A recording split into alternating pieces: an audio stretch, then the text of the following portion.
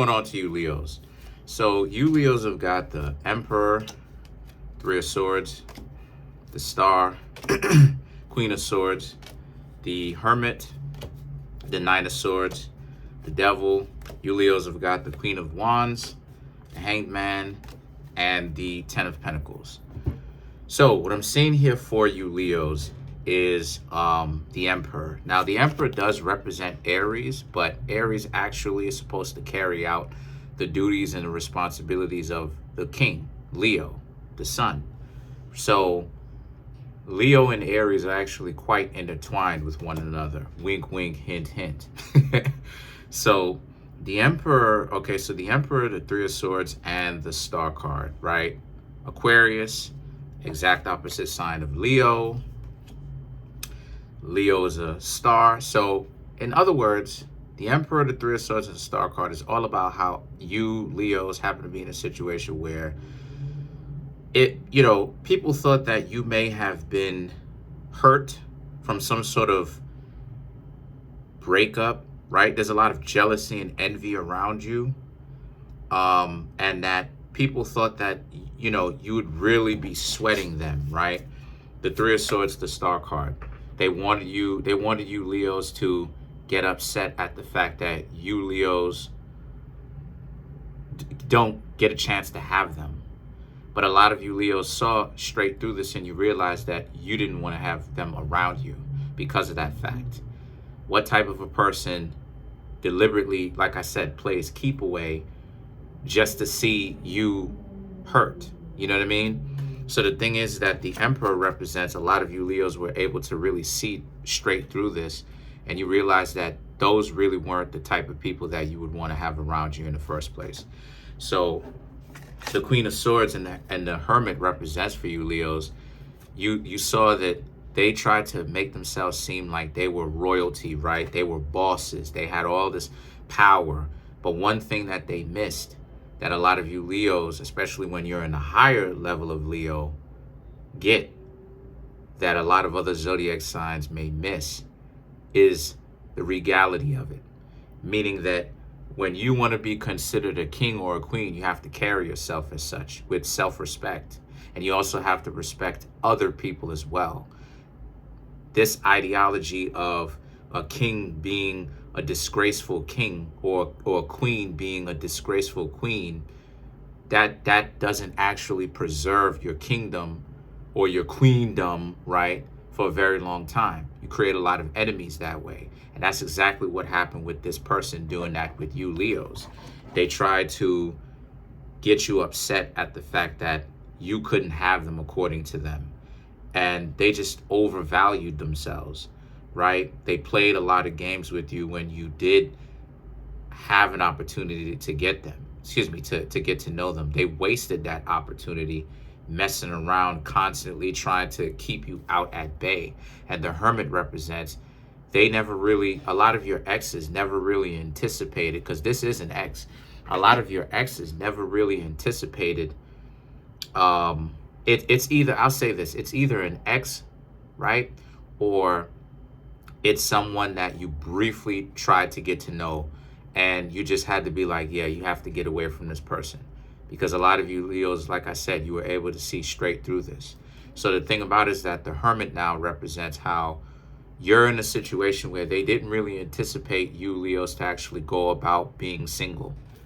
They thought that you would care way too much about being single and that you would really kind of take that stress on your shoulders.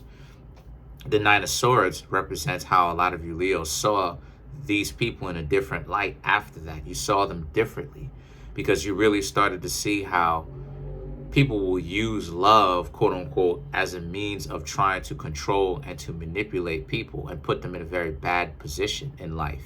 They want to control them. And a lot of you Leos, you represent the lion, right? You represent pride. You represent, in one aspect, Leos really represent free will.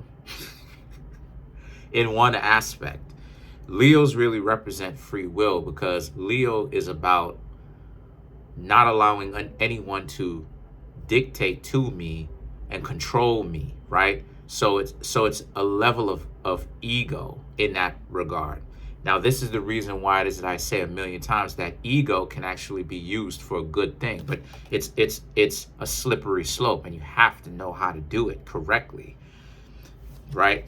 So the thing about it is that you started to look at them differently, and you saw that these people were really low-level quality people, because what type of individuals would do something like this in the first place?